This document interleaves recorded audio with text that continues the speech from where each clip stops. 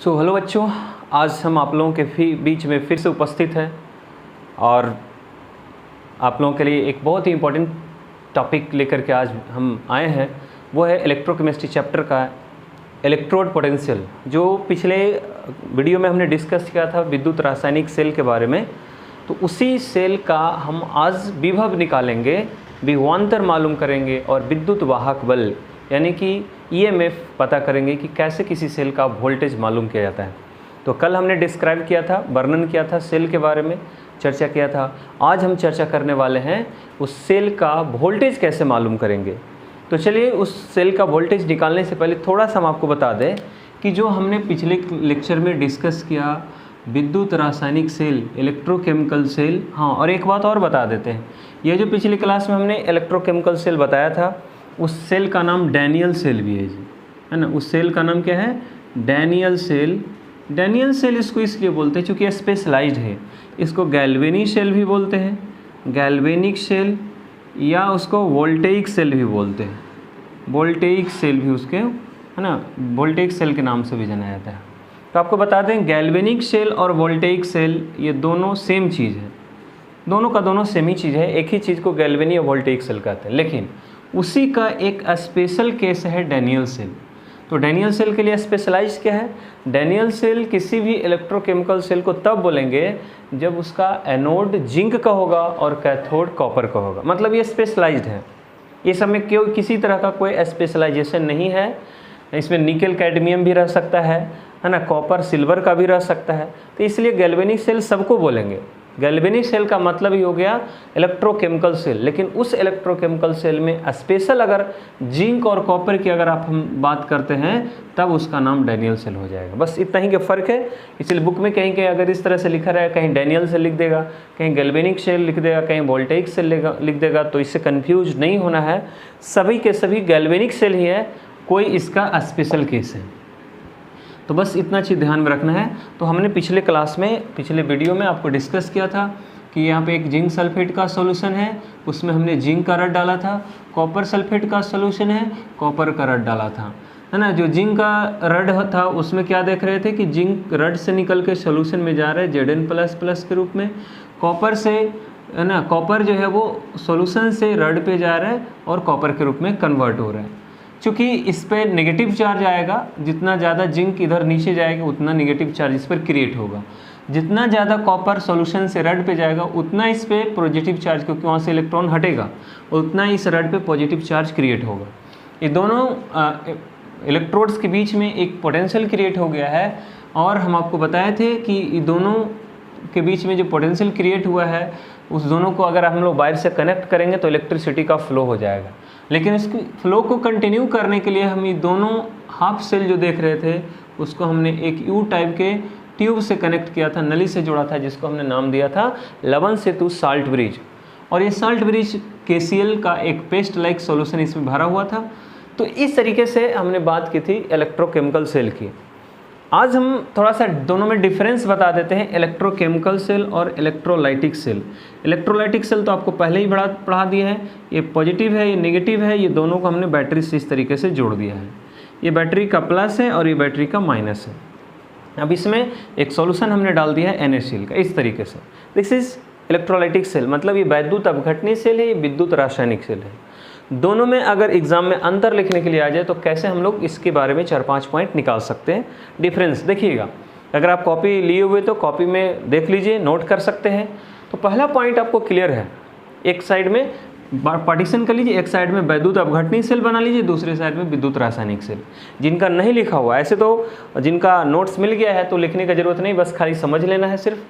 तो देखिए, ये विद्युत रासायनिक सेल है, ये वैद्युत अपघटनी सेल है। पॉइंट खाली ध्यान से सुनना है, नोट करना होगा तो आप नोट कर सकते हैं। पहला पॉइंट, वैद्युत अपघटनी सेल में विद्युत धारा देकर रासायनिक अभिक्रिया कराई जा रही है। मतलब जब तक इधर से करंट नहीं देंगे तो रिएक्शन नहीं होने वाला है। This is non spontaneous reaction, ये स्वतः होने वाली अभिक्रिया नहीं है। अगर स्वतः होने वाली अभिक्रिया होता ही तो फिर हम लोगों को करंट देने की क्या जरूरत थी। इसलिए बात ध्यान में रखना है कि वैद्युत अपघटनी सेल में विद्युत धारा देते हैं तब रासायनिक अभिक्रिया होती है, मतलब विद्युत धारा देकर रासायनिक अभिक्रिया कराई जाती है। पहला पॉइंट अगर नोट करना है तो नोट कर सकते हैं। लेकिन विद्युत रासायनिक सेल में क्या पहला पॉइंट नोट करना है, विद्युत रासायनिक सेल में रासायनिक अभिक्रिया कराकर विद्युत धारा प्राप्त की जाता है। विद्युत धारा मतलब रासायनिक अभिक्रिया कराते हैं तब विद्युत धारा निकलता है। तो विद्युत धारा देकर रासायनिक अभिक्रिया कराकर विद्युत धारा प्राप्त की जाती है विद्युत रासायनिक सेल में। दूसरा पॉइंट, इसमें वैद्युत अपघटनी सेल में प्रायः एक ही तरह के विलयन का प्रयोग किया जाता है। एक ही कंटेनर है, देख लो उसमें एक सॉल्यूशन है NaCl का। लेकिन विद्युत रासायनिक सेल में जनरली 2 डिफरेंट सॉल्यूशन का यूज़ किया जाता है। ऐसे इसमें भी एक ही रहता है, लेकिन जनरली हमने बोला है ज़्यादातर केसेस में आपको जिंक सल्फेट, कॉपर सल्फेट, मतलब इस तरह से 2 डिफरेंट विलयन का यूज़ किया जाएगा। तो इसको लिख सकते हैं, वैद्युत अपघटनी सेल में एक ही प्रकार के विलयन का प्रयोग किया जाता है, विद्युत रासायनिक सेल में प्रायः 2 अलग अलग विलयनों का प्रयोग किया जाता है। तीसरा पॉइंट ये बोल सकते हैं कि इसमें जो रेडॉक्स अभिक्रिया है वो विद्युत धारा की मदद से करवाया जाता है। मतलब विद्युत धारा की सहायता से रेडॉक्स अभिक्रिया कराई जाती है। इसमें भी ऑक्सीकरण अवकरण होता है, एक एनोड पे दूसरा कैथोड पे। तो इसमें क्या किया जाता है, विद्युत धारा की सहायता से रेडॉक्स अभिक्रिया कराई जाती है। लेकिन इसमें रेडॉक्स अभिक्रिया स्वतः होती है, अपने आप होती है और उसी से हम लोग को करंट मिलता है। तो इसमें रेडॉक्स अभिक्रिया स्वतः होती है। चौथा पॉइंट अगर लिखना है वैद्युत अपघटनी सेल में, तो इसका एनोड धनात्मक यानी कि प्लस और कैथोड माइनस होता है। एनोड धनात्मक, कैथोड ऋणात्मक होता है। लेकिन विद्युत रासायनिक सेल में एनोड ऋणात्मक और कैथोड धनात्मक होता है। देखिए उल्टा हो गया कि ना, इसका एनोड प्लस, इसका एनोड माइनस, इसका कैथोड माइनस तो उसका कैथोड प्लस। और लास्ट पॉइंट अगर आप बोलना चाहेंगे, इसमें कहीं भी लवण सेतु का प्रयोग यानी कि साल्ट ब्रिज का प्रयोग नहीं किया जाता है। और इसमें दोनों अर्ध सेलों को कनेक्ट करने के लिए, दोनों के इलेक्ट्रिकल न्यूट्रलिटी को मेंटेन करने के लिए इसमें लवण सेतु का प्रयोग किया जा रहा है। दोनों सेलों के बीच में विद्युत उदासीनता को कायम करने के लिए लवण सेतु का प्रयोग किया जाता है, लेकिन इसमें कोई लवण सेतु नहीं है। तो हमको लगता है आप लोगों को ये 5-6 पॉइंट जो हमने आपको बताया वो समझ में आ गया होगा। इसमें एनोड प्लस, उसमें कैथोड माइनस, उसमें एनोड माइनस, कैथोड प्लस। तो जितना चीज़ फिगर में दिखाई दे रहा है वो सारे पॉइंट्स को आप डिफरेंस में नोट कर देंगे। चलिए, ये तो आप बहुत सिंपल सी बात है, सेल बनाएंगे, फोटो फिगर बना लेंगे तो आपको अपने आप जो है ना 4-5 को पॉइंट अपने आप निकल के आ जाएगा, क्लियर हो जाएगा कि भाई कहाँ कैसे लिखना है। मेन चीज़ हमने आपको बताया कि हमको मेन रूप से डिस्कस करना है किस चीज़ के बारे में। आज हम लोग को डिस्कस करना है कि जो हम लोग सेल बनाते हैं तो सेल का वोल्टेज कैसे मालूम होता है, या सेल के अंदर जो 2 इलेक्ट्रोड होता है उस इलेक्ट्रोड का विभव कैसे मालूम करता है। तो पहले हम विभव की बात करेंगे, उसके बाद विभवांतर पे आएंगे।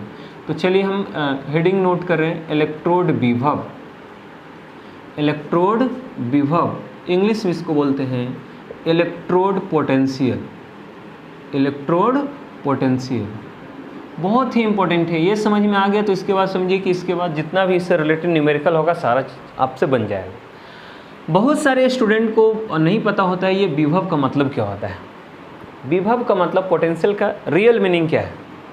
तो पोटेंशियल का रियल मीनिंग होता है, हम आपको बता दें शॉर्ट में, क्षमता, उसकी कैपेसिटी, टेंडेंसी, उसी को हम लोग विभव कहते हैं। अब ये टेंडेंसी कैसे क्रिएट होगा तो चलिए देखते हैं सेल के अंदर कैसे किसी भी इलेक्ट्रोड में टेंडेंसी कैसे क्रिएट होता है। तो हम जब भी विद्युत रासायनिक सेल की बात करते हैं तो मान लिया ये सॉल्यूशन है ZnSO4 का और ये सॉल्यूशन है CuSO4 का, है ना। एग्जाम्पल के रूप में यही ले सकता है, और आपको इच्छा है तो आप दूसरी तरह का भी इलेक्ट्रोड यहाँ पे ले सकते हैं, लेकिन हम जनरली अभी बनाएंगे ही और इसी के बेसिस पे अदर का भी हम पोटेंशियल मालूम करेंगे। तो ये है ZnSO4 का, और ZnSO4 में हमने आपको बताया था कि जो रड यूज़ करेंगे वो जिंक मेटल का रड है। कॉपर सल्फेट के सॉल्यूशन में जो रड यूज करेंगे, है ना, वो कॉपर का रड है ना, यह कॉपर का रड है, कॉपर का इलेक्ट्रोड है।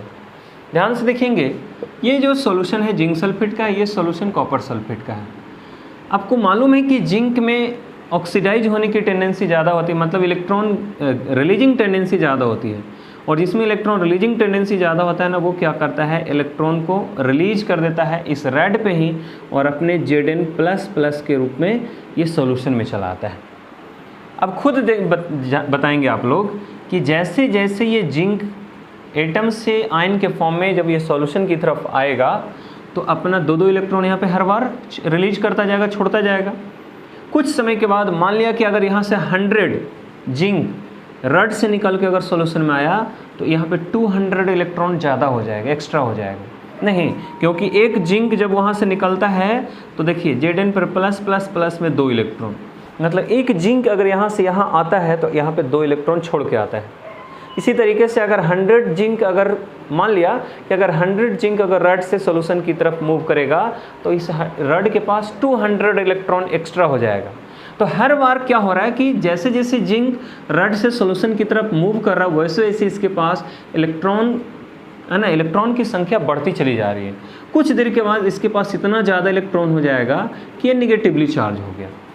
चलिए, रड तो हो गया निगेटिवली चार्ज, लेकिन सॉल्यूशन में जिंक आयन का कॉन्सेंट्रेशन बढ़ गया। क्या है कि देखिए रड से निकल के सब आया है सॉल्यूशन में, मतलब इसके चारों तरफ पॉजिटिव चार्ज, जिंक पे कौन सा चार्ज है, पॉजिटिव चार्ज, तो इसके चारों तरफ पॉजिटिव का कॉन्सेंट्रेशन बढ़ गया। देख लीजिए, अब चारों तरफ है पॉजिटिव और रड पे है निगेटिव। आपको मालूम है पॉजिटिव और निगेटिव के बीच में जो डिफरेंस है पोटेंशियल का, है ना, इसका टेंडेंसी और इसका टेंडेंसी, ये चाहता है बाहर निकलना, क्योंकि भाई इसको जब हम तार से बाहर से कनेक्ट करेंगे तो ये बाहर जाना चाहेगा। लेकिन प्लस क्या चाह रहा है कि उसको हम अपनी ओर अट्रैक्ट करें। तो प्लस और माइनस के बीच में जो टेंडेंसी आ गया एक दूसरे को अट्रैक्ट करने का, दोनों के बीच में जो एक डिफरेंस क्रिएट हो गया पोटेंशियल का, पोटेंशियल का मतलब ये होता है टेंडेंसी। तो इसको ये क्या करेगा, प्लस माइनस को अपनी ओर खींचना चाहेगा, माइनस प्लस को अपनी ओर खींचना चाहेगा। तो दोनों की एक अलग अलग टेंडेंसी है ना, माइनस प्लस वाले को अपनी ओर अट्रैक्ट करना चाह रहा है, प्लस माइनस वाले को। तो दोनों की जो ये टेंडेंसी बन गई, यही दोनों के बीच में जो पोटेंशियल का डिफरेंस होगा, मतलब रड और सॉल्यूशन के बीच में जो पोटेंशियल का, उसी का कॉरस्पॉन्डिंग, इसका नहीं कि इसका सॉल्यूशन, ये जिंक का रड और जिंक के कॉरस्पॉन्डिंग जिंक सल्फेट का जो सॉल्यूशन है, वो दोनों के बीच में जो पोटेंशियल का डिफरेंस होता है, उसी पोटेंशियल के डिफरेंस को हम लोग इलेक्ट्रोड पोटेंशियल के नाम से यहाँ पे जानते हैं। क्योंकि जितना ज़्यादा डिफरेंस क्रिएट होगा, जितना ज़्यादा जिंक, फिर से सुनेंगे ध्यान से, नहीं तो फिर समझ में नहीं आएगा, जितना ज़्यादा जिंक रड से निकल के सॉल्यूशन में जाएगा उतना ज़्यादा इधर पॉजिटिव चार्ज बढ़ेगा, और जितना ज़्यादा सॉल्यूशन में जाएगा उतना इसके पास इलेक्ट्रॉन बढ़ेगा। मतलब जैसे जैसे इधर प्लस बढ़ रहा है वैसे वैसे इसके पास माइनस बढ़ रहा है। तो क्या होगा, इधर प्लस बढ़ते जा रहा है, इधर माइनस बढ़ते जा रहा है, तो दोनों के बीच में एक पोटेंशियल डिफरेंस क्रिएट होता जा रहा है प्लस और माइनस के बीच में। आपको मालूम है कि कोई भी सेल जब में 2 इलेक्ट्रोड होता है, एक प्लस एक माइनस, और प्लस और माइनस के बीच में जो पोटेंशियल का डिफरेंस होता है उसी को हम लोग पोटेंशियल डिफरेंस कहते हैं। तो यहाँ भी वही चीज़ है, यहाँ सेपरेट नहीं है, बस एक ही चीज़, मतलब एक ही सॉल्यूशन में है, रड और सॉल्यूशन है, एक रड के फॉर्म में, दूसरा सॉल्यूशन के फॉर्म में। तो रड पे निगेटिव चार्ज, सॉल्यूशन में पॉजिटिव चार्ज। अब क्लियर हमने आपको बताया कि स्टार्टिंग में तो देखिए, स्टार्टिंग जब हुआ होगा तो थोड़ा सा ही जिंक निकल के आया होगा और इस पर थोड़ा सा ही माइनस आया होगा, फिर थोड़ा देर के बाद कुछ और ज़्यादा प्लस यहाँ पे जमा हो गया तो यहाँ माइनस भी ज़्यादा जमा हो गया, फिर बहुत ज़्यादा प्लस यहाँ पे जमा हो गया, फिर बहुत ज़्यादा माइनस जमा हो गया। कुछ देर के बाद यहाँ से क्या हुआ कि प्लस का आना रड से रुक गया, क्योंकि बहुत ज़्यादा प्लस चार्ज इस सॉल्यूशन में जिंक का आ चुका था। और यहाँ पे बहुत ज़्यादा जब प्लस चार्ज आ चुका है तो अब देख रहे हैं क्या कि आप प्लस चार्ज रड से सॉल्यूशन में नहीं आ रहा, मतलब इक्विलिब्रियम का कंडीशन आ गया, प्लस का आना रड से सॉल्यूशन की तरफ रुक चुका है। तो उस कंडीशन को हम लोग क्या बोलते हैं, इक्विलिब्रियम, साम्य अवस्था। साम्य अवस्था में कोई भी जिंक का परमाणु वो रड से निकल के विलयन में नहीं आ पाता है। तो जितना आना था आ गया, मतलब जितना प्लस यहाँ पे जमा होना होता हो गया और जितना इस पर माइनस क्रिएट होना था हो गया। तो साम्य अवस्था जब आ जाएगा उस समय हम लोग मेजरमेंट करेंगे, ये नहीं कि अभी सॉल्यूशन में आ ही रहा है उसी समय हम लोग मेजर करेंगे। तो क्या होगा, स्टार्टिंग में कम होगा, फिर धीरे धीरे दोनों के बीच में डिफरेंस बढ़ता जाएगा। इसलिए जब इक्विलिब्रियम का कंडीशन आ जाए, साम्य अवस्था आ जाए, उस समय ये प्लस और माइनस के बीच में जो पोटेंशियल का डिफरेंस होता है उसी को हम लोग बोलते हैं क्या, इलेक्ट्रोड पोटेंशियल, है ना, इलेक्ट्रोड विभव के नाम से जानते हैं। तो सीधा सीधा कह सकते हैं कि किसी भी इलेक्ट्रोड का उसके संगत विलयन के बीच में दोनों के विभवों में जो अंतर होता है ना, दोनों के विभवों में जो अंतर होता है उसी को हम लोग बोलते हैं इलेक्ट्रोड विभव। या अपनी सरल भाषा में, अगर सिंपल भाषा में अगर बोलना है तो किसी भी इलेक्ट्रोड, अब बताओ जी, जितना ज़्यादा प्लस इधर आएगा उतना इस पर माइनस बढ़ेगा, और माइनस जब बढ़ेगा तो इसके पास क्या क्षमता आ गया, इलेक्ट्रॉन गेन करने का कि रिलीज करने का, क्योंकि इतना ज़्यादा माइनस आ गया कि अभी रिलीज करना चाहता है। इसलिए इसके पास टेंडेंसी हो गई इलेक्ट्रॉन को रिलीज करने की। तो इसको सरल भाषा में, अगर सिंपल भाषा में अगर बोलना है तो सीधा सीधा बोल सकते हैं कि किसी भी इलेक्ट्रोड के द्वारा इलेक्ट्रॉन त्यागने, या इसका जस्ट अपोजिट इसमें देखिए क्या होगा। इसमें क्या देख रहे हैं कि कॉपर में टेंडेंसी होती है इलेक्ट्रॉन को ग्रहण करने की, कॉपर में टेंडेंसी होती है इलेक्ट्रॉन को ग्रहण करने की, इसलिए कॉपर सॉल्यूशन से निकल के रड की तरफ जाएगा, और जितना कॉपर इस सॉल्यूशन से निकल के रड की तरफ जाएगा उतना इसके पास इलेक्ट्रॉन की कमी होगी, क्योंकि एक कॉपर जब जाएगा तो यहाँ से 2 इलेक्ट्रॉन लेगा, 2 कॉपर जाएगा तो 4 इलेक्ट्रॉन लेगा। इस तरीके से अगर 100 कॉपर यहाँ पे जाता है तो 200 इलेक्ट्रॉन इस रड से खींच लेगा, मतलब रड के पास इलेक्ट्रॉन की कमी हो जाएगी। तो क्या देख रहे हैं, रड के पास तो इलेक्ट्रॉन की कमी हो रही है, लेकिन इस सॉल्यूशन जो हम लोग देख रहे हैं, इस सॉल्यूशन में कॉपर जो है वो निकल के रड पे जाके चिपक रहा है, यहाँ पे चिपक रहा है। तो सॉल्यूशन में तो प्लस घट रहा है, सॉल्यूशन में तो भाई सल्फेट खाली बच रहा है ना, कॉपर तो जितना था सब निकल के रड पे ही जा रहे हैं। तो सॉल्यूशन में क्या आ रहा है, -4, देख लीजिए सल्फेट की संख्या ज़्यादा बढ़ती जा रही है, और जितना ज़्यादा कॉपर इस रड की तरफ जाएगा उतना रड के से इलेक्ट्रॉन को खींचेगा, और जब रड से इलेक्ट्रॉन को खींचेगा, बताओ जी, जब इसके पास इलेक्ट्रॉन की कमी हो जाएगी रड के पास, तो रड हो जाएगा पॉजिटिवली चार्ज। मतलब बाहर में देखिए माइनस और रड पे क्या है प्लस। ये सॉल्यूशन और रड, ये दोनों के बीच में जो पोटेंशियल का डिफरेंस क्रिएट हुआ चार्ज सेपरेशन की वजह से, कहीं भी अगर आप फिजिक्स में भी पढ़ेंगे या पढ़े होंगे कि चार्ज के सेपरेशन होने की वजह से ही पोटेंशियल का डिफरेंस क्रिएट होता है। ये आपको कैपेसिटर में पढ़ाया गया होगा, है ना, जहाँ पे आपको कैपेसिटर यानी कि कंडेंसर पढ़ाया गया होगा, तो वहाँ पे बताया गया होगा कि चार्ज सेपरेशन की वजह से उसके पास एक एनर्जी स्टोर्ड हो जाता है ना, और वही एनर्जी जो है यहाँ पे पोटेंशियल कहलाता है। यहाँ भी हम वही चीज़ बता रहे हैं कि दोनों के बीच में चार्ज का सेपरेशन हुआ, मतलब इधर माइनस और रड पे प्लस, दोनों के बीच में चार्ज का सेपरेशन हुआ, गैप हुआ, तो उसकी वजह से दोनों के बीच में एक पोटेंशियल क्रिएट हो गया, पोटेंशियल का डिफरेंस बन गया, that potential is called electrode potential. लेकिन ये पोटेंशियल किसके वजह से हो रहा है, इलेक्ट्रॉन गेन करने, मतलब इलेक्ट्रॉन ग्रहण करने की वजह से हो रहा है, इसलिए इसको हम लोग बोलते हैं अवकरण, है ना, अवकरण विभव, रिडक्शन पोटेंशियल। लेकिन ये जो पोटेंशियल यहाँ पे जो विभव उत्पन्न हो रहा है वो किसकी वजह से, इलेक्ट्रॉन के त्याग होने की वजह से, इसलिए इसको बोलते हैं ऑक्सीकरण विभव, ऑक्सीकरण विभव, ऑक्सीडेशन पोटेंशियल। देख रहे हैं ना, दोनों में अंतर है। तो यहाँ पे क्या देख रहे हैं, अब ये जो हम लोग क्या बताया कि ऐसा है कि ये जो पोटेंशियल हम लोग मेजरमेंट करेंगे, नापेंगे, वो किस समय नापेंगे, उस समय नापेंगे जब जितना भी प्लस यहाँ से जाना था रड पे सब चल जाएगा, और जब बाहर में सारा का सारा माइनस जब चारों तरफ से घिर जाएगा, और अब यहाँ पे देख लें कि भाई अब नहीं कोई माइनस इस पे क्रिएट हो रहा है, तब इन दोनों के बीच मतलब साम्यावस्था, सीधा बात है, जब साम्यावस्था आ जाएगा मतलब ये प्रोसेस जब रुक जाएगा, उसके बाद ये दोनों के बीच में जब विभव का अंतर होगा प्लस और माइनस के बीच में, उसी को हम लोग, है ना, क्या बोलेंगे, विभव बोलेंगे, इलेक्ट्रोड विभव। लेकिन ये चूंकि अवकरण के रूप में, इसलिए इसको हम लोग अवकरण विभव के नाम से जानते हैं, रिडक्शन पोटेंशियल के नाम से जानते हैं। ये चूंकि ऑक्सीकरण के रूप में, इसलिए उसको ऑक्सीकरण विभव यानी कि ऑक्सीडेशन पोटेंशियल के नाम से जानते हैं। इतना चीज़ क्लियर हो गया। तो ये जो हम लोग देख रहे थे, इसमें हमने कहीं कोई कंसंट्रेशन डिफाइंड नहीं किया था। अब सीधा बात, ये तो हमने समझा दिया कि भाई पोटेंशियल कैसे क्रिएट होता है, कैसे उत्पन्न होता है विभव। लेकिन अगर परिभाषा लिखना है तो हम लोग इतना नहीं लिख करके सीधा बोल देंगे इलेक्ट्रोड विभव किसे कहते हैं। तो किसी भी इलेक्ट्रोड के द्वारा, इलेक्ट्रोड तो यहाँ पे देख रहे हैं माइनस या प्लस कोई भी हो सकता है, किसी भी इलेक्ट्रोड के द्वारा इलेक्ट्रॉन त्यागने या ग्रहण करने, इसके पास कौन सी क्षमता है, देखो प्लस है इसका मतलब ग्रहण करने की क्षमता है, इसके पास माइनस है मतलब त्यागने की क्षमता है। तो किसी भी इलेक्ट्रोड के द्वारा इलेक्ट्रॉन त्यागने या ग्रहण करने की क्षमता को उस इलेक्ट्रोड का इलेक्ट्रोड विभव कहा जाता है, ठीक है। या अगर आप उसको ज़्यादा मॉडिफाइड फॉर्म में बोलना चाहते हैं तो किसी भी इलेक्ट्रोड और उसके संगत सॉल्यूशन के बीच में जो विभवों में जो अंतर होता है, चार्जों के सेपरेट होने की वजह से जो विभवों में अंतर होता है, उसी को हम लोग इलेक्ट्रोड विभव कहते हैं। तो आपको जैसे लिखने का परिभाषा इच्छा वैसे लिख सकते हैं, क्लियर। तो हम सिर्फ ये दिखाना चाहते थे कि विभव उत्पन्न कैसे होता है।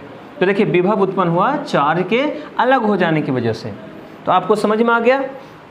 तो देखिए अब बात है कि ये तो हमने सिर्फ विभव पढ़ा, लेकिन उसी में इसको हम लोग डिनोट को जिससे करते हैं भाई, इलेक्ट्रोड विभव को सूचित करते हैं ई से, याद रखना है कहीं भी अगर ई निकाला हुआ है Zn का ऐसे लिख रहेगा, Zn का समझ जाएंगे जिंक का विभव, कॉपर का है मतलब कॉपर का विभव, ऐसे करके दिया हुआ रहेगा। लेकिन अगर जो जिंक सल्फेट हमने विलयन लिया है उसको अगर हम मानक कंडीशन में निकालें, स्टैंडर्ड कंडीशन में, स्टैंडर्ड कंडीशन क्या हो सकता है याद रखना है। स्टैंडर्ड कंडीशन का मतलब होता है कि कॉन्सेंट्रेशन यानी कि सांद्रण होना चाहिए 1 मोल पर लीटर, ताप का वैल्यू होना चाहिए 298 केल्विन, टेम्परेचर 298 केल्विन। मतलब जिस समय हम एक्सपेरिमेंट कर रहे हैं उस समय इसका सॉल्यूशन और इसका सॉल्यूशन, मतलब इसका और इसके विलयन का सांद्रण 1 मोल पर लीटर हो, और साथ ही साथ जिस समय प्रयोग हो रहा है उस समय वहाँ का टेम्परेचर 298 केल्विन हो, उस समय जो विभव निकल के आता है उसको हम लोग बोलते हैं मानक इलेक्ट्रोड विभव। मानक इलेक्ट्रोड विभव याद रखना इसको, मानक इलेक्ट्रोड विभव, इंग्लिश में बोलते हैं standard electrode potential, standard electrode potential. तो फिर से एक बार बोल देते हैं, मानक स्थिति में, मानक स्थिति कहने का मतलब मानक ताप और मानक सांद्रण, मानक ताप एवं मानक सांद्रण पर किसी भी इलेक्ट्रोड के द्वारा इलेक्ट्रॉन त्यागने या ग्रहण करने की जो क्षमता होती है उसे मानक इलेक्ट्रोड विभव कहा जाता है। एकदम क्लियर है, स्पष्ट है। मानक ताप एवं मानक सांद्रण पर ये 2 गो एक्स्ट्रा अगर लग गया है तब उसको मानक बोलेंगे, और अगर ऐसा ताप नहीं है, ऐसा सांद्रण नहीं है तो उसको मानक नहीं बोलेंगे।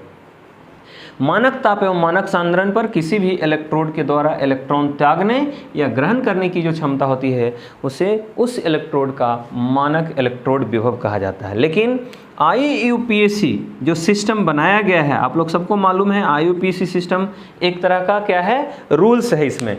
तो जो इसके तहत जो रूल्स बनाया गया, नियम बनाया गया, उसमें कहा गया है कि मानक इलेक्ट्रोड विभव जो है हम उसी को बोलेंगे जब वैल्यू अवकरण के रूप में दिया हुआ हो।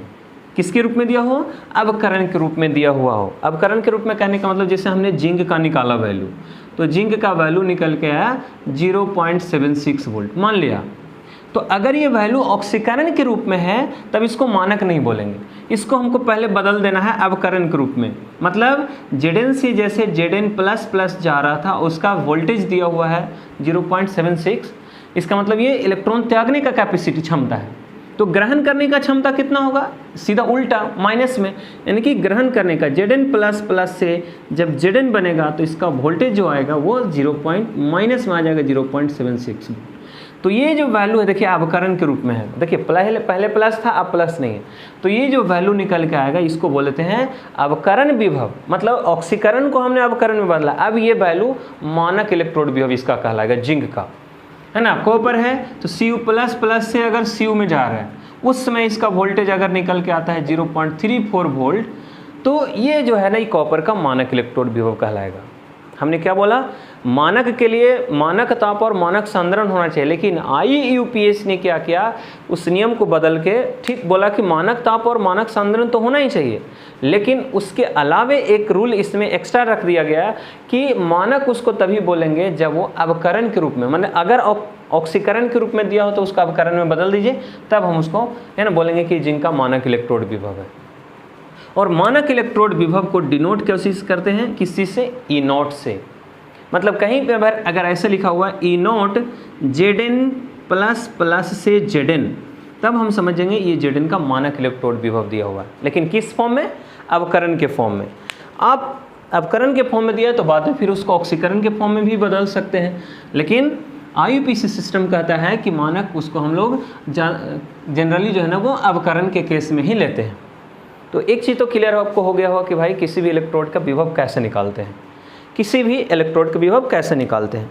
लेकिन हमने अभी क्या बताया कि जैसे कोई भी सेल है, सेल में तो 2 गो इलेक्ट्रोड रहेगा, मान लिया कॉपर का है एक जिंक का है, तो कॉपर का इलेक्ट्रोड विभव कैसे निकालेंगे, कैसे मालूम करेंगे कि इसका वोल्टेज 0.76 है, कैसे मालूम करेंगे कि इसका वोल्टेज, क्योंकि चार्ज सेपरेशन से हमको मेजरमेंट थोड़ा ना होगा, हम तो सिर्फ देखें कि भाई रेड है ना, और ये सॉल्यूशन है ZnSO4 का, दोनों के बीच में चार्ज का सेपरेशन है, तो पोटेंशियल डिफरेंस क्रिएट हो रहा है।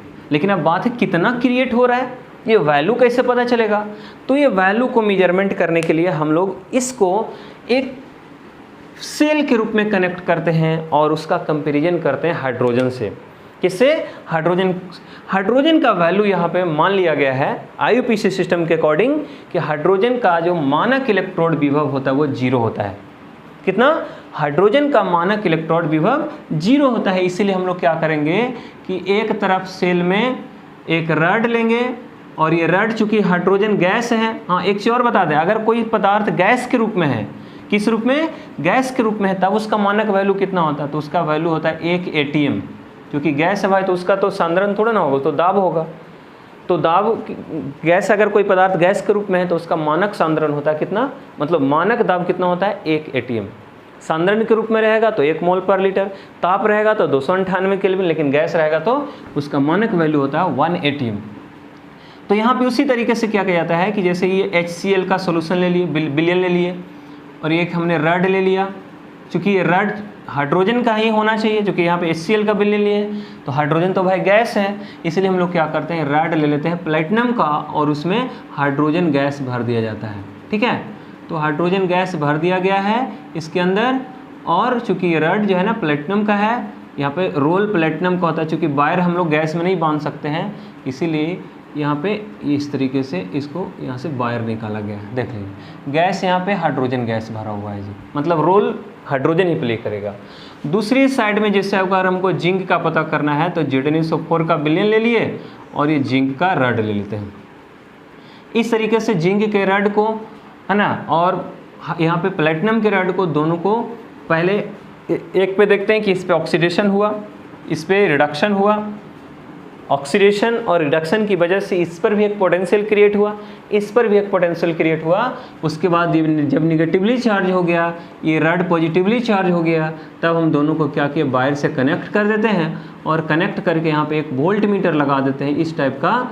और उस वोल्ट मीटर का जो पठन होता है, वोल्ट मीटर का जो रीडिंग होता है, उसी से, चूँकि ये वोल्ट मीटर ऐसा होता है ना, ये इधर भी फ्लक्चुएट कर सकता है, इधर भी फ्लक्चुएट कर सकता है।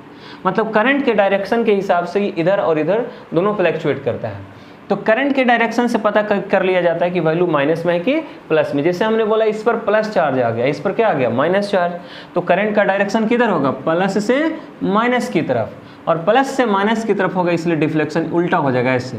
तो हम लोग समझ जाते हैं कि जिंक का जो वैल्यू आया है वो -0.76 आया है। मतलब जिंक में, है ना, वो क्या है, इलेक्ट्रॉन रिलीज करने का टेंडेंसी ज़्यादा है, किसके कंपेरिजन में, हाइड्रोजन के कंपेरिजन में, क्योंकि हाइड्रोजन का वैल्यू कितना है, 0।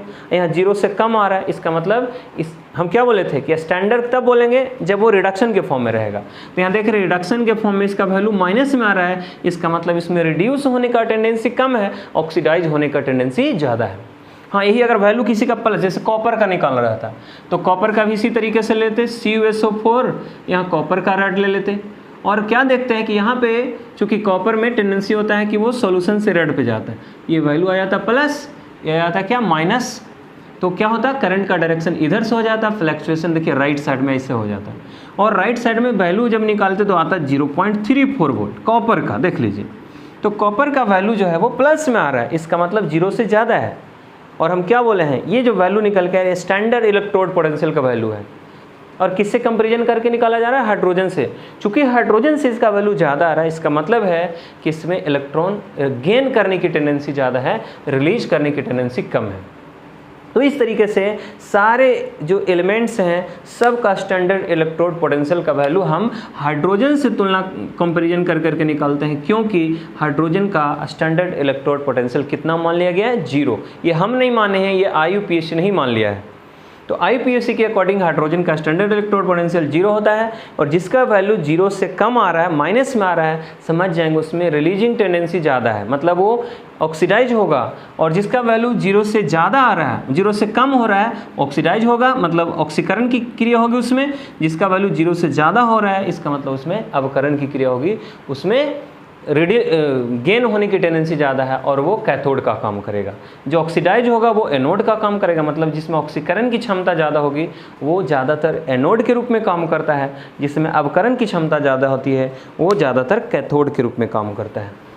अब हम इसमें 1 मिनट और आप लोग को बता दें, ये तो हो गया किसी पर्टिकुलर इलेक्ट्रोड का, लेकिन अगर सेल का निकालना हो तो आपको मालूम है ना कि जैसे ही हमने ZnSO4 लिया, बस शॉर्ट में ही बता देते हैं आपको, समझ में आ जाएगा। और दूसरा है कॉपर सल्फेट का। कॉपर सल्फेट के सॉल्यूशन में कॉपर का रेड है, जिंक सल्फेट के सॉल्यूशन में जिंक का रेड है। मान लिया इस है ना, ये जो देख रहे हैं ये है कैथोड और ये जो है एनोड है। कैथोड है और ये क्या है, एनोड है। सबको मालूम है कि एनोड हमेशा लेफ्ट साइड में होता है, कैथोड हमेशा राइट साइड में होता है। तो जब भी हम लोग किसी सेल का पोटेंशियल निकालते हैं, सेल स्टैंडर्ड में अभी नहीं बोल रहे हैं, स्टैंडर्ड अगर बोलिएगा तो स्टैंडर्ड लगाना पड़ेगा। जब भी हम लोग किसी सेल का पोटेंशियल निकालते हैं, ई सेल से उसको डिनोट करते हैं जी, है ना। किसी भी सेल का पोटेंशियल हम लोग निकालते हैं, सेल का विभव निकालते हैं, तो उसमें एक सेल का विभव कैसे निकालेंगे, मतलब बैटरी का वोल्टेज कैसे निकालेंगे। तो राइट साइड में जो वोल्टेज होता है इलेक्ट्रोड का और लेफ्ट साइड में जो वोल्टेज होता है इलेक्ट्रोड का, राइट में से लेफ्ट को माइनस कर देते हैं। इसका मतलब ई लिख देंगे, है ना, ई राइट माइनस ई लेफ्ट। ई राइट का मतलब हो गया राइट साइड में जो इलेक्ट्रोड है उसका पोटेंशियल, मतलब उसका विभव, और जो लेफ्ट साइड में यानी कि बाएं साइड में जो इलेक्ट्रोड है उसका विभव, यानी दाएं साइड के इलेक्ट्रोड विभव से बाएं साइड वाले का इलेक्ट्रोड विभव अगर माइनस कर दे, जो वैल्यू निकल के आएगा वही हमारा कहलाएगा पूरे सेल का विभव। इसी को सेल विभव के नाम से जाना जाता है, इसी को विद्युत वाहक बल भी कहते हैं। अब जरा सा एक पॉइंट और बता दें, सेल विभव और सेल विभव, है ना, और एक विद्युत वाहक बल, ये दो बात आपको आएगा। विद्युत वाहक बल जिसको इंग्लिश में हम लोग इलेक्ट्रोमोटिव फोर्स के नाम से जानते हैं। सेल विभव और इलेक्ट्रोमोटिव फोर्स दोनों में क्या डिफरेंस है, या ऐसे कह सकते हैं जो सेल विभव निकाल रहे हो क्या निकाल रहे हैं, दोनों इलेक्ट्रोड विभवों का अंतर निकाल रहे हैं, इनकी विभवांतर निकाल रहे हैं। तो सबसे पहले हम आपको बता दें विभवांतर और विद्युत वाहक बल में क्या अंतर, या क्या दोनों एक ही चीज़ है, नहीं। तो एक लाइन में समझा देते हैं विद्युत वाहक बल क्या है। विद्युत वाहक बल का मतलब होता है ये दोनों इलेक्ट्रोडों के बीच विभवों में वह अंतर, दोनों इलेक्ट्रोडों के बीच विभवों में वह अंतर जब इस सेल से कोई विद्युत धारा प्रवाहित नहीं हो रहा हो, मतलब दोनों साम्य अवस्था में हो। साम्य अवस्था करने का मतलब जितना इसका विभव आना था वो आ चुका है, जितना इसका विभव आना था वो आ चुका है। अभी दोनों को तार से जोड़े नहीं है, ये अलग है और ये अलग है, क्योंकि तार से जोड़ देंगे तो फिर करंट फ्लो होना शुरू हो जाएगा। अभी सिर्फ बैटरी चार्ज है, ऐसे समझिए। तो जिस समय बैटरी फुल चार्ज है ना, उस समय ये कॉपर और ये जिंक, ये दोनों के विभवों में जो अंतर होता है उसी को हम लोग बोलते हैं विद्युत वाहक बल। लेकिन जब दोनों को तार से जोड़ देंगे, माइनस और प्लस को जब हम लोग तार से जोड़ देंगे, तो बोले जी करंट का प्रवाह होना शुरू हो जाए कि नहीं। तो जब करंट का प्रवाह होना शुरू हो गया, उस समय जो दोनों के बीच में विभवों में जो अंतर बचेगा उसका नाम क्या होगा, विभवांतर। तो जैसे जैसे करंट जब हम लोग लेना शुरू करते हैं तो बैटरी क्या होता है, डाउन होता चला जाता है, इसका मतलब उसका विभवांतर घटता चला जाता है। लेकिन विद्युत वाहक बल का मान है ना, वो फिक्स होता है। जिस समय हम लोग बैटरी को चार्ज करा के लाते हैं, मार्केट से खरीद के लाते हैं, उस समय उसको वो जब वायर से नहीं कनेक्ट करते हैं, जब उससे इलेक्ट्रिक करंट नहीं फ्लो होता रहता है, उस समय जो दोनों विभवों में अंतर होता है ना, वो विभव का अंतर कहलाता है क्या, विद्युत वाहक बल। तो सीधा सीधा बात है, किसी भी सेल के दोनों इलेक्ट्रोडों के बीच विभवों में वह अंतर जब उस सेल से विद्युत धारा प्रवाहित नहीं हो रहा हो, विद्युत वाहक बल कहलाता है, ईएमएफ कहलाता है। लेकिन दोनों इलेक्ट्रोड, किसी सेल के दोनों इलेक्ट्रोडों के बीच विभवों में वह अंतर जब उस सेल से विद्युत धारा प्रवाहित हो रहा हो, उस समय जो विभव में अंतर होता है वो क्या कहलाता है, विभवांतर कहलाता है। तो यहाँ पे हम लोग वही चीज़ बोल रहे हैं, विद्युत वाहक बल जब सेल विद्युत धारा नहीं प्रवाहित हो रहा है उस समय की बात कर रहे हैं। कैसे निकालते हैं, तो राइट में से लेफ्ट घटा के। लेकिन कब, जब ये भी रिडक्शन के फॉर्म में, मतलब अवकरण विभव के रूप में दिया हो, ये भी अवकरण विभव के रूप में दिया हो। ऐसा नहीं कि एक अवकरण एक ऑक्सीकरण है तो ये फॉर्मूला लागू नहीं होगा। इसलिए जब भी आप ये फॉर्मूला लगाएंगे तो दोनों एक ही फॉर्म में होना चाहिए, तो है ना, इसीलिए बोल रहे हैं। और यही अगर स्टैंडर्ड रहेगा, मतलब इसका मानक रहेगा, इसका भी मानक रहेगा, तो मानक की कंडीशन में खाली ई नॉट लगा देना, ई नॉट सेल बराबर हो जाएगा, है ना। इसको बोलते हैं मानक विद्युत वाहक बल या मानक सेल विभव। खाली सेल विभव ही था, यहाँ ई नॉट लगा दिए तो ये मानक हो गया, माने स्टैंडर्ड कंडीशन में हो गया। तो ई नॉट सेल बराबर क्या होता है formula, E not right minus E not left, right minus left, मतलब कैथोड माइनस एनोड। तो जब भी आपको किसी भी सेल का वोल्टेज निकालना हो, पोटेंशियल मालूम करना हो सेल का स्टैंडर्ड कंडीशन में, मानक स्थिति में, तो राइट साइड का वैल्यू निकाल दीजिए, लेफ्ट साइड का वैल्यू निकाल दीजिए और राइट में से लेफ्ट साइड के वैल्यू को घटा दीजिए। लेकिन ये कब बोले हैं, दोनों रिडक्शन के फॉर्म में, माने अवकरण के रूप में रहेगा तब। ऑक्सीकरण के रूप में रहेगा तो हम लोग सीधा फार्मूला उल्टा हो जाता है, जो राइट माइनस लेफ्ट लिखे ना वो लेफ्ट माइनस राइट हो जाएगा। इसलिए ध्यान रखना ये फार्मूला दिया गया है रिडक्शन यानी कि अवकरण विभव के लिए, मतलब इसका भी वैल्यू अवकरण के रूप में दिया रहेगा और इसका भी, माने ये तो रहेगा ऑक्सीकरण के रूप में, ऐसे होता है देखिए, क्योंकि इसमें ऑक्सीकरण की घटना होती है, लेकिन हम लोग उसको पलट के लिख देंगे तो ये भी अवकरण के रूप में आ जाएगा, ये तो अवकरण के रूप में रहबे करेगा, दोनों को अवकरण के रूप में कर देंगे, उस समय जो दोनों के विभव में अंतर आएगा उसी का नाम हो जाएगा मानक इलेक्ट्रोड विभव, किसका, सेल का, इसलिए इसको मानक सेल विभव के नाम से भी जाना जाता है। तो ये हम आशा करते हैं कि इतना सारा चीज़ समझ में आ गया होगा कि सेल पोटेंशियल मतलब इलेक्ट्रोड का पोटेंशियल और सेल का पोटेंशियल ये दोनों कैसे निकालते हैं, इलेक्ट्रोड का विभव, मानक इलेक्ट्रोड विभव और पूरे बैटरी का विभव किस तरीके से मालूम किया जाता है, ये शायद आप लोगों को समझ में आ गया होगा। या इसमें भी कहीं अगर किसी पॉइंट पे अगर दिक्कत होगा तो हम इसको फिर से जिस पॉइंट पे आप लोगों को प्रॉब्लम होगा उसको हम फिर से डिस्कस करेंगे और आप लोग इसको अच्छे से समझ लीजिएगा। एक बार में नहीं वीडियो समझ में आए तो 2 बार देखिए, क्योंकि ये बहुत ज़्यादा इंपॉर्टेंट है। और ये जो हम लोग फार्मूला दिया है ना, इसी पे सारा न्यूमेरिकल अब बनेगा। अब इसमें सिर्फ क्या होगा कि भाई ये तो मानक स्थिति में दे दिए हैं, मानक स्थिति नहीं रहेगा, हो सकता है सांद्रण 1 मोल पर लीटर ना हो, ताप 298 केल्विन ना हो, तब वैसे कंडीशंस के लिए है ना क्या होगा, वैसे कंडीशन में हम लोग सेल का वोल्टेज कैसे निकालेंगे, तो उसके लिए हम आगे बताएंगे नर्स्ट का समीकरण है ना, वो हम नेक्स्ट वीडियो में डिस्कस करेंगे। तब तक आप लोग इतना देख करके समझ लीजिए है ना।